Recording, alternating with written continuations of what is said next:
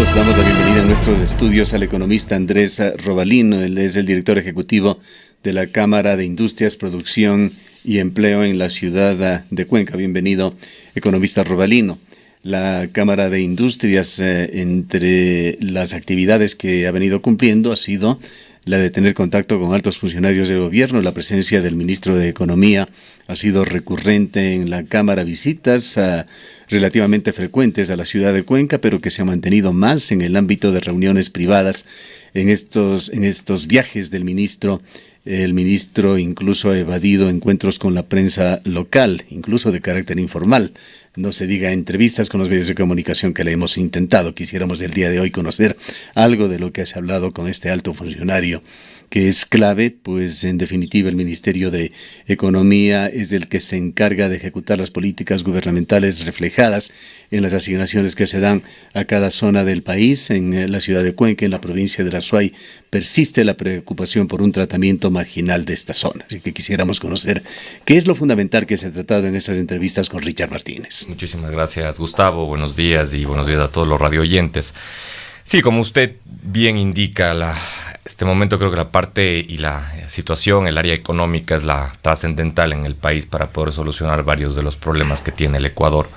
Obviamente, y esto lo repetiré siempre después de, y le escucho a usted en sus diferentes entrevistas y posiciones, después de los 10 años que tuvimos de un manejo irresponsable en materia económica y otros temas más, pero en materia económica es el más importante.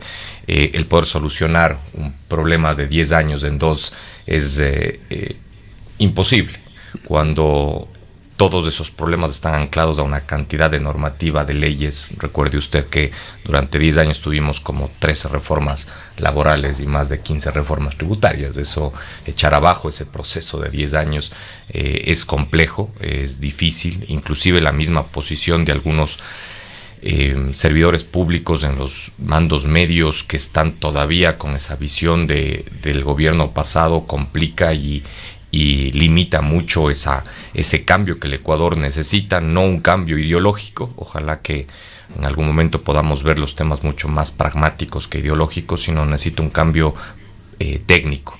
Y cuando hablo de cambio técnico significa darle la vuelta a un país que vivió en beneficio o influenciado por eminentemente la inversión pública y le echó a un lado a la inversión privada. Cuando, por ejemplo, Cuenca es justamente todo lo contrario que el gobierno anterior quiso generar. Entonces, por esta razón, como usted bien indica, le hemos invitado y ha estado ya en la ciudad de Cuenca algunas veces el ministro de Finanzas. Obviamente hay una cercanía importante porque él fue colega gremialista previo a ser ministro, fue presidente de la Cámara de Industrias y Producción de Quito. Y la última reunión que tuvimos hace un par de semanas, pues justamente quisimos conocer de fuente primaria la situación del Ecuador, las razones de las firmas de financiamiento con diferentes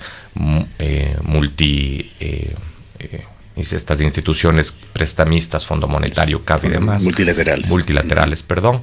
Y también ver una visión, a dónde queremos llegar. Y pusimos también en esta charla, en este conversatorio, le incluimos al economista Vicente Albornoz para que también pueda tener esta posición mucho más pragmática de lo que se ve desde afuera, la economía y los problemas, las oportunidades que pueden existir. Por parte del ministro de Finanzas, pues hubo una explicación bastante amplia de la situación en la que dejó el gobierno pasado, situación que creo que todos los que estuvimos presentes en esa reunión conocíamos muy bien, un país que estuvo endeudado más del 60% del Producto Interno Bruto, aparte esas deudas sumamente caras de a corto plazo, los niveles de competitividad del país en el suelo. También no ha sido extraño ver que cada vez que salen las listas de los países, el Ecuador está casi al final. Problemas en atraer inversión extranjera casi nula en esos 10 años. Entonces pudimos ver esa situación, más obviamente las deudas que se tiene con los jubilados, que es un problema gravísimo y es un problema que no es solamente económico, es un problema social y que ojalá se lo pueda resolver. Un problema que lo tratábamos el día de ayer, es decir, la solución que se ha dado por parte del gobierno para cumplir, sí, con los jubilados que no tienen por qué pagar los platos rotos del país, pero se sigue cargando al Instituto Ecuatoriano de Seguridad Social con papeles del Estado. Exacto. Es uno de los temas que se conversó justamente, no porque haya sido colega Richard, es que podemos estar de acuerdo en todo, pero obviamente lo interesante es conversar, es dialogar, algo que con el gobierno pasado yo le puedo indicar que en 10 años ni un solo ministro de Economía vino a la Cámara de Industrias a conocer una posición, a entender una posición y a conversar. Creo que ahora es un paso completamente diferente. Obviamente hay problemas que pueden ser resueltos con una posición igual que el sector productivo, hay problemas que no. El tema de los jubilados puede... Vamos a aterrizar finalmente en temas locales, que si hay temas que hablar relacionados incluso con el Ministerio de Economía y con el Gobierno Nacional. Sí. Pero vayamos a la situación nacional. Inicialmente, hace 2 o 3 días, conversábamos con uno de los mejores expertos en economía, en nuestro modesto criterio, el economista Alberto Acosta Burneo. Él exteriorizaba su poca fe en lo que está haciendo el gobierno de Lenin, criticaba la dilatación que se ha dado para presentar los paquetes de reformas laborales, de tributos, señalaba que de cualquier manera lo que él prevé es la implementación de medidas tibias, no definitivas en este gobierno, que tendrán que ser afrontados por el próximo, y en la práctica él vaticinaba que habrá una intervención en el tema tributario y las reformas laborales, pero que no serán tomadas en un sentido completo, conjuntamente con otras medidas como para cambiar el destino de la economía ecuatoriana. Es decir, describe en materia económica como un gobierno de transición. Creo que justamente eso es lo que se busca, que existan posiciones de todo tipo. Hay economistas que piden un cambio completamente drástico y reducir lo más que se pueda el tema de gasto público, específicamente en sueldos y salarios. Pero también hay que estar consciente que detrás de los sueldos y salarios, así como pasa igual que con los jubilados, son personas que van a terminar desempleados. La decisión económica, solamente hablando de la parte económica, es sencilla: reducir el aparataje público. La decisión social es compleja y obviamente es difícil tomar una decisión. Y las cifras dicen de que no se ha reducido prácticamente Tengo nada. Entendido que 16,000 empleados públicos, pero falta mucho por hacer. En cantidad se ha reducido, pero en monto, en dinero, seguimos con los mismos presupuestos. Incluso me parece que se elevó ligeramente la cifra. De acuerdo. Y por ejemplo, uno de los grandes problemas que tiene el sector público es que no solamente el gasto público está en las instituciones públicas nacionales, sino también en los municipios. Yo estoy seguro que municipios como el de Cuenca tiene un aparataje público, sumamente pesado, que se gasta demasiado en sueldos y salarios. Eso debe ser modificado. Es una forma de ayudar también al gobierno nacional y a los ecuatorianos a tratar de reducir esa presión. Y es otro de los temas en los que no se ha tocado. Esto analizábamos, en cambio, con otro economista local, el economista Rivera de la Universidad de Cuenca, y decía el gobierno municipal no tocó en absoluto el presupuesto municipal, sobre todo considerando las cifras de presupuesto que fueron efectivamente ejecutado el año pasado. Seguimos exactamente en las mismas también, a pesar de los anuncios. En Cuenca habría sucedido lo mismo, habría una reducción en número de personas, pero en los montos de inversión, en lo que es recursos humanos, en este caso, no han variado, más bien se han elevado. Creo que ese es uno de los principales temas que hemos tocado con el señor alcalde Pedro Palacios, y él tengo entendido que está comprometido en hacer un análisis del capital humano que tiene el municipio y ir tomando decisiones en el camino. Insisto, hay posiciones diversas en cortar completamente esa cantidad de personas en las instituciones públicas o hacerlo de manera paulatina. ¿Cuál es mejor? ¿Cuál es peor? Lo bueno y lo que se espera es que no aumente el aparataje público ni en el municipio ni tampoco en el gobierno nacional. Eso es lo que nosotros y todos esperamos, que el que genere empleo sea la economía real, es decir, el sector productivo, cualquier sector que sea que está anclado una economía para que pueda crecer. Así que uno de los tantos temas que hemos hablado con el señor alcalde ha sido pero obviamente en Cuenca hay temas, creo yo, igual o hasta más importantes que deben ser solucionados. Tampoco se le puede pedir al señor alcalde que en los pocos días que está como autoridad pueda haber solucionado algo que no se ha solucionado en 20 años, como por ejemplo un plan de ordenamiento territorial. Una ciudad no puede crecer, no puede desarrollarse si no está planificada, y a Cuenca le está sucediendo eso. Entonces, es algo que hay que conversar. Fundamental que tiene que ver con todo esto es el tema económico, justamente. Y en esto es donde más preocupaciones hay. Es cierto, sin dinero no se puede exigir ni a un alcalde ni a un prefecto que haga obra, que cambie el destino de esta ciudad, y este es el principal punto que hay que atacar y el que más preocupa. Presupuestos millonarios de Ecuador que no bajan, pero presupuestos ínfimos que se dedican para solucionar los problemas locales. Acaban de cerrar los dos GATS principales locales sus presupuestos. $9 millones destinará para la vialidad la prefectura de la SUAY, 16,6 millones también para el mismo tema el gobierno local, el gobierno municipal. 26 millones de dólares no significan nada en esta materia y se contrastan con la cifra de contribución de esta provincia que se estima en el orden de entre 800 a 1.000 millones de dólares anuales. Creo que, estando de acuerdo con usted en que es importantísimo el apoyo económico que se necesita al gobierno nacional, creo que nosotros como cuencanos hemos demostrado que para tener la ciudad con mejor calidad de vida, premiado a nivel internacional en diferentes aspectos, está mucho también en el trabajo que podemos hacer internamente. Indudablemente. Si es que nosotros esa es parte de la filosofía que ha sacado adelante esta ciudad, no esperar que nos estén haciendo, pero esto no quita la simetría, las inequidades en las que vive históricamente esta provincia y esta ciudad. Completamente de acuerdo, y eso también creo que debe ser parte del trabajo tanto del señor prefecto como del señor alcalde, pero hay un tema clave aquí, eso lo hemos hecho saber al señor alcalde.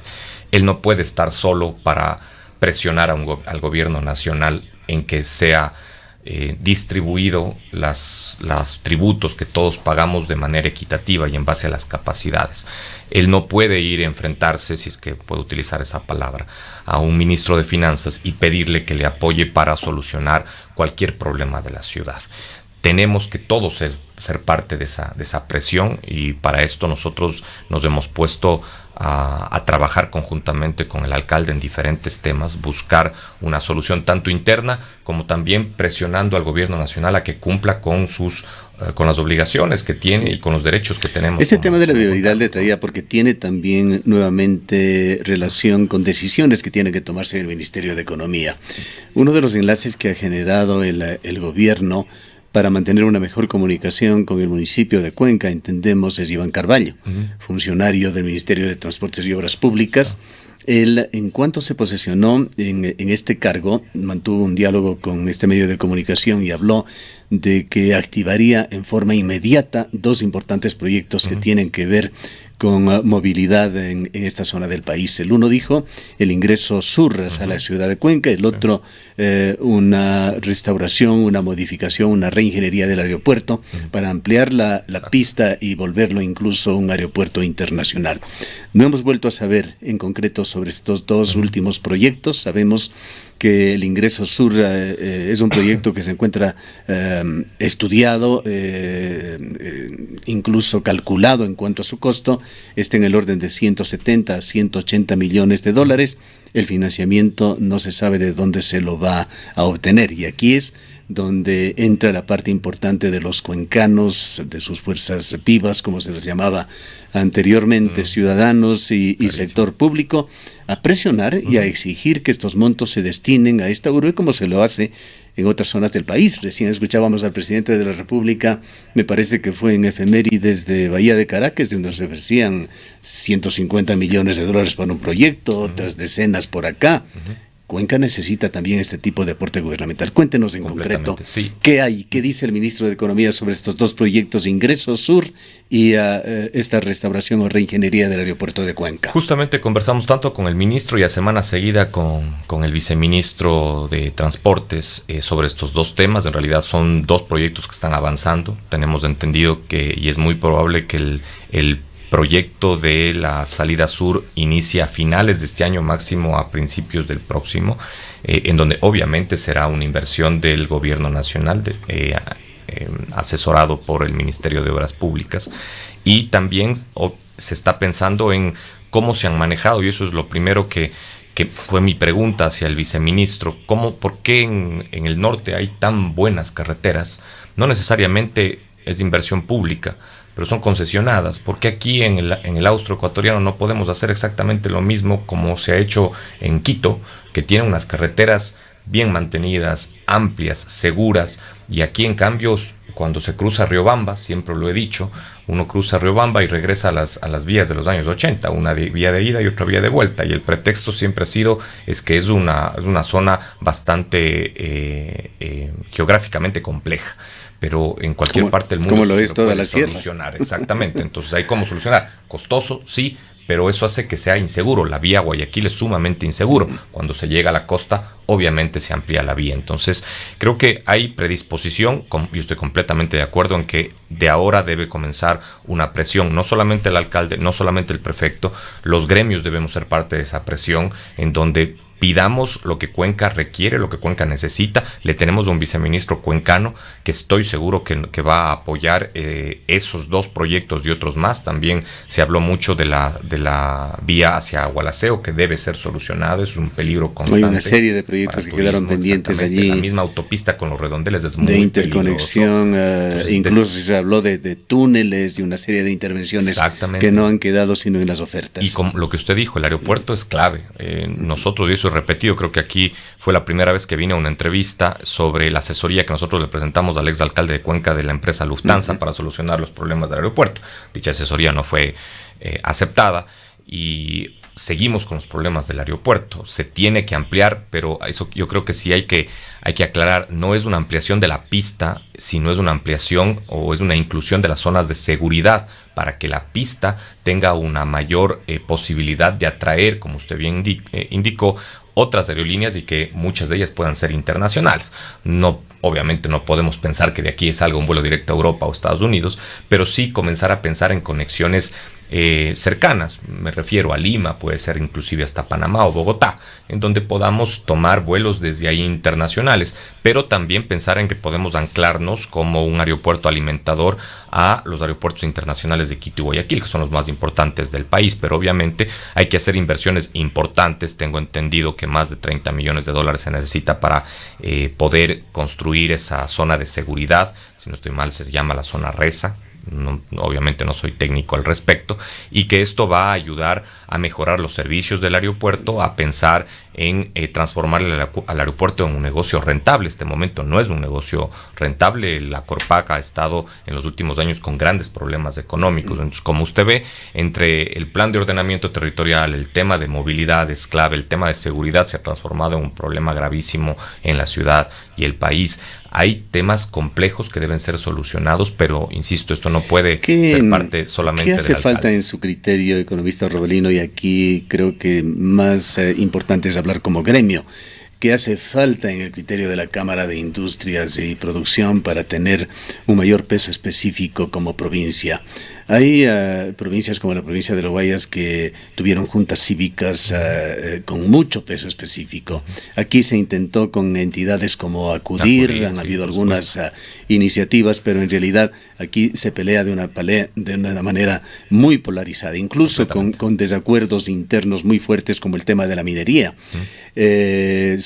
¿Cuál debería ser la figura en esta urbe? ¿Asambleas provinciales, asambleas cantonales, pensar en formar alguna entidad en la cual estén los distintos estamentos que hacen esta sociedad, esta comunidad juntando sector público, sector privado? ¿Cuál es el camino a seguir? ¿Cómo es esa diferencia en la cual el gobierno municipal de Guayaquil sienta al presidente de la República y a la ministra a firmar acuerdos por la seguridad, cuando en Cuenca se convoca un evento similar y no viene ningún funcionario ni siquiera de nivel intermedio del gobierno? Usted ha tocado un tema que es completamente clave y eso refuerza lo que yo le acabo de decir. No podemos dejarles a las autoridades solas, debemos ser parte de Cuenca para beneficiar a Cuenca y para lograr solucionar problemas de Cuenca. Y usted ha tocado algo que obviamente no es mi responsabilidad hablarlo, algo podré adelantarlo, pero estamos trabajando conjuntamente con instituciones académicas, instituciones públicas, en buscar esta unión cívica o un espacio cívico en donde se pueda hablar de lo que requiere Cuenca, en algún momento lo que requiere el Azuay, pero con dos temas claves. Uno, eliminando la influencia política, que creo que le ha hecho mucho daño a nuestra ciudad. Uno de los temas y uno de los proyectos que tuvo una visión política y no técnica es el que todavía no podemos verle caminando en la ciudad, que es el famoso tranvía, que fue dado posiblemente una orden desde la Presidencia de la República y se tuvo que implementar el proyecto que todavía no es inaugurado. Y creo que lo importante en esta unión de tres sectores, que no es para nada nuevo para ciudades en países desarrollados. Inclusive acabo de estar en Medellín y ellos tienen un consejo que se llama el CUE, que es el Consejo de Universidad Empresa Estado, en donde se conversa todo lo relacionado a la ciudad, eliminando la influencia política. Claro. Y bueno, aquí quizá deberíamos diferenciar influencia política, si es que está en su correcta acepción de trabajar en beneficio de la gente. Tiene que haber y tiene que configurarse. Lo que no está bien es que se aprovechen como espacios para política partidista. Completamente. Y ahí, ¿quién es el que califica o quién es el que puede calificar que algo es o que tiene un beneficio a la ciudad o tiene un beneficio político? La institución más respetada en la ciudad, que específicamente es la academia. La academia es la que debe tomar cualquier proyecto, analizarlo técnicamente y decir si es que sirve o no sirve para la ciudad, o qué se lo debe hacer, cómo se lo debe modificar. Yo creo que esa junta cívica, como usted bien lo indica, es clave en el desarrollo de una ciudad y debe comenzar a concentrarse en temas que son un problema actual de Cuenca y de la provincia.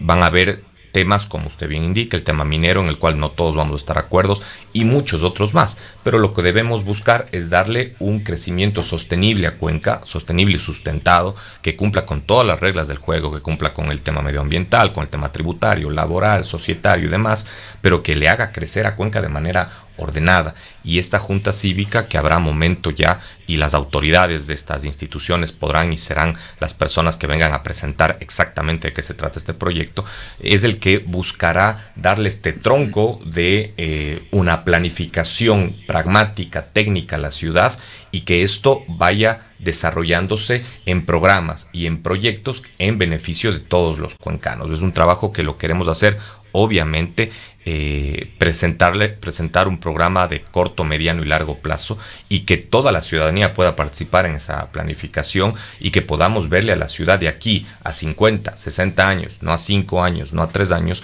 como una ciudad que pueda presentar muchos más beneficios, muchos más servicios para la comunidad. Poniendo un punto de aparte sobre estos temas, vamos a hablar también en este diálogo economista Robalino sobre las dificultades de integrar intereses del sector público y el sector privado. Mucho énfasis se ha dado a las alianzas público-privadas, particularmente el año anterior. Varios ministros de Estado se han manifestado sobre las mismas, pero es difícil plasmarlas en la práctica. Y quisiera tocar el tema del consorcio Traffic Safety Azuay, la compra de los fotorradares que ha puesto en la palestra pública este tipo de acuerdos. ¿Cuál es la opinión suya y de la Cámara sobre este tema? Todo tema, si es que se lo maneja, puede servir si es que se cumple la ley. Y no solamente es un tema de ley, sino también, y eso creo que es la base de todo desarrollo de la sociedad, es un tema moral y ético. Con esto no estoy diciendo que haya sido bueno o malo la firma de los fotorradares. No conozco el tema, no me voy a meter. No es ningún pecado el opinar que si es bueno o malo. Creo que todos podemos sacar una conclusión. Exactamente, cada uno puede sacar su conclusión, pero creo que las alianzas público-privadas en el desarrollo de cualquier país en el mundo son claves. No podemos esperar que el gobierno solucione todo. Vamos a seguir con Si es que tenemos esa posición, vamos a seguir con el mismo problema que tienen los ecuatorianos, que cada vez que hay elecciones, tanto locales como nacionales, buscamos al Mesías, al que nos solucione todos los problemas que tenemos en el Ecuador, porque así se presentan, no todos los políticos, obviamente hay muy buenas excepciones, pero en las elecciones de presidencia que hemos tenido y que tuvimos en el gobierno pasado, pues esa fue la forma de presentarse del expresidente de la República. Muchos le creyeron y una gran cantidad de azuayos votaron por él. Tengo entendido que llegamos hasta el 80%, cuando en realidad y al final de los 10 años estuvimos como una de las provincias que menos apoyo económico tuvo del gobierno. Si no estoy mal, estuvimos en el puesto 18 de las 24 provincias. Entonces, ese Mesías no existe. Y justamente una alianza público-privada lo que busca es responsabilizarle tanto al público como al privado en sus capacidades. Pero eso es lo que busca una alianza público-privada. Obviamente todo esto debe estar controlado por una Contraloría General del Estado, en donde maneje y fiscalice todo lo que se realice. Y también, obviamente, todos los ciudadanos debemos ayudar a fiscalizar eso. Somos parte de la solución. ¿Cómo vio usted el proceso que se siguió con el consorcio Traffic Safety Azuay? En realidad, como le digo, no he leído mucho del tema. Creo que hay razones lógicas para tratar de reducir la velocidad, como lo dijo el señor alcalde. Eso no está para nada en contra. Se debe resolver, ya es un tema legal en donde se analicen cuál fue el beneficio que tuvo esta empresa privada en poner estos fotorradares, y será la Fiscalía, la Contraloría, todas las instancias judiciales que tomen la decisión final. Pero obviamente... Pero son caminos como estos los que tienen que seguir esas alianzas público-privadas. No hay allí temas sensibles en los cuales no se deberían intervenir, aquellos en los que pueda ingresar la parte de interpretación de las leyes, la imposición de multas para ciudadanos que se convierten en una especie de fuente para brindar esa utilidad, esa rentabilidad que busca el sector privado. No hay temas sensibles que deberían quedar fuera de este espectro. Pero así como, y estoy seguro que hay este tipo de dudas en una alianza público-privada, en el Ecuador podemos y existen ejemplos de alianzas público-privadas que han resultado. No porque uno puede o no puede haber hecho mal, tenemos que satanizar. No volvamos a lo que sucedió en el gobierno pasado, en donde la tercerización fue tan satanizada, aunque fue bien utilizada por muchas empresas, fue mal utilizada por otras y acabaron con la tercerización y comenzamos a involucionar en el tema laboral, a estar en lo que tenemos ahora, 5.2 millones de personas desempleadas. La alianza público-privada puede ser una de las soluciones, pero también hay muchas otras soluciones, concesiones en la parte vial, por ejemplo, que es un tipo de alianza público-privada. Saliéndonos un poco del ámbito de esta provincia, nuevamente hoy acabamos de dialogar con Fernando Villavicencio, un personaje que se ha ganado muchísima credibilidad por su trayectoria en los últimos 12 años, sus publicaciones, sus denuncias que tienen hoy justamente al Ecuador moviéndose políticamente alrededor de las consecuencias de estas denuncias. Él advierte sobre los anuncios ayer del gobierno de nuevas alianzas público-privadas en las cuales se estaría abriendo la posibilidad a una empresa mexicana. Usted lo ha dicho, mientras exista ética en estas cuestiones son bienvenidas, pero también qué tipo de análisis se deben realizar para promoverlas. Creo que mientras más público se haga una alianza público-privada, es decir, si es que una alianza público-privada la misma solicita que la Fiscalía o la Contraloría esté en todo el proceso de la negociación misma, que sea como el auditor del proceso, podemos ir eliminando esas dudas que tenemos. Obviamente hay que creer en alguien al final, ¿no? Sea el fiscal, sea el contralor. No podemos decir, no, es que todos somos corruptos y no hay cómo hacer nada, porque ahí sí debemos quedarnos sentaditos y no podemos ejecutar nada porque todo podría ser mal visto. Hay formas, y creo que deberíamos comenzar a generar este trabajo público. Hay tantas formas en las cuales podemos participar ahora virtualmente de las diferentes reuniones. Se lo está haciendo con el Consejo Cantonal, por ejemplo. Y podemos tratar de controlar desde la ciudadanía o revisar de que todo se está haciendo con ética y moral, que debe ser el principio básico, no solamente una alianza público-privada, de una contratación pública para arreglar carreteras, para contratar cualquier tipo de servicio. Si es que todo se comienza a hacer público y todos comenzamos a saber de todo lo que sucede en la ciudad, no nos desinformamos en las redes, sino revisamos desde la fuente primaria, creo que podemos comenzar a eliminar dudas y también a cortar de cero, de fondo, de raíz, todo lo que podría tener un mal inicio, como podría ser la refinería de Esmeraldas o cualquier otro proyecto nacional que vaya a ir a venderse o a concesionarse o a generarse una alianza público-privada. Pero no creo que debemos satanizar, debemos estar conscientes que Cuenca depende en más de un 90% del sector privado. Ese sector privado es el que ha generado empleo en la ciudad, es el que genera la calidad de vida en la ciudad. No solamente es el manejo del agua o el manejo de la luz eléctrica o de los servicios básicos. Sin el sector privado de Cuenca no estaría en la situación que está. Entonces debemos estar conscientes que el sector privado, cuando quiere, cuando tiene principios, cuando tiene valores, se puede y debe desarrollar a una ciudad. Debemos trabajar en eso. Pregunta final, economista Robalino, el tiempo realmente no nos da para más. ¿Qué pasó con el cuartel Cayambe? Allí hubo interés del sector industrial en que esta área haga, o sea, un espacio que oxigene la saturación del parque industrial de la ciudad de Cuenca. Su historia reciente ya conocemos. Escuchamos el día de ayer o hace 2 días a uno de los concejales señalar que el financiamiento de esos $8,000 diarios que está costando del bolsillo de los cuencanos el mantener el proyecto tranvía paralizado, se lo financia con los fondos que eventualmente dará el cuartel Cayambe. A ver, el cuartel Cayambe todavía está en un punto de stand-by. No hemos ingresado a conversar con el alcalde de este tema específicamente. Sabemos que la situación que tenemos de este rato es todavía la situación que vivimos con el ex alcalde, en donde se quiso vender el predio a $293 del metro cuadrado, que era obviamente un precio completamente fuera del mercado, cuando en Azogues se está vendiendo a 30, 40 o $50 del metro cuadrado, igual en otras zonas industriales del país.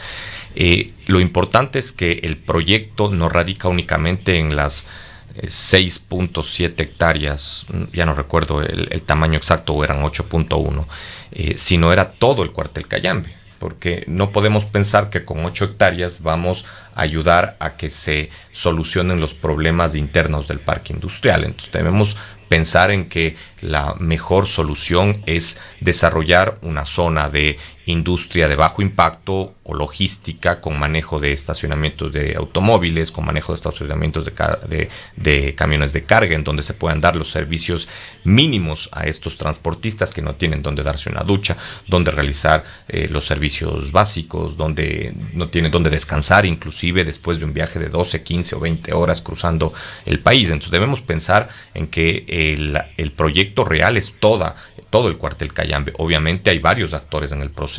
Están los militares, obviamente, que todavía siguen en esa zona, el gobierno nacional, la deuda que tiene el gobierno nacional por el tema de tranvía y el interés y la necesidad del sector productivo de adquirir zonas industriales que les pueda también servir para desahogar la presión que tienen dentro de sus predios. Entonces, no solamente se habla del cuartel Cayambe, se habla de otras zonas más que podrían desarrollarse. Con la misma apertura de esta salida sur podrían darse otras opciones en donde ya podría ser rentable el posicionar zonas industriales nuevamente de bajo impacto en la zona donde ya está el parque Chauyayacu. Hay otras zonas más que se pueden conversar, pero justamente y ahí es clave lo que le dije al inicio, el plan de ordenamiento territorial. Porque si no hay un plan de ordenamiento territorial en donde todos sepamos dónde estamos ubicados, qué se puede construir, cómo se puede crecer, si es que yo adquiero un predio, tiene la posibilidad de ser de uso industrial o no, esas reglas claras son las que necesita Cuenca para que sea el cuartel Cayambe, o sea, cualquier zona en la ciudad para sector industrial, para el sector residencial, el sector tecnológico, etcétera, pueda posicionarse. Si no tenemos esa lógica, el cuartel Cayambe será, en todo caso, algo entenderíamos que sobre el cuartel Cayambe al momento no hay definiciones, no hay ningún tipo de acuerdo con la administración local. Todavía no. Gracias, economista Robalino, por su presencia. Han escuchado a Andrés Robalino, él es director ejecutivo de la Cámara de Industrias, Producción y Empleo en la ciudad de Cuenca.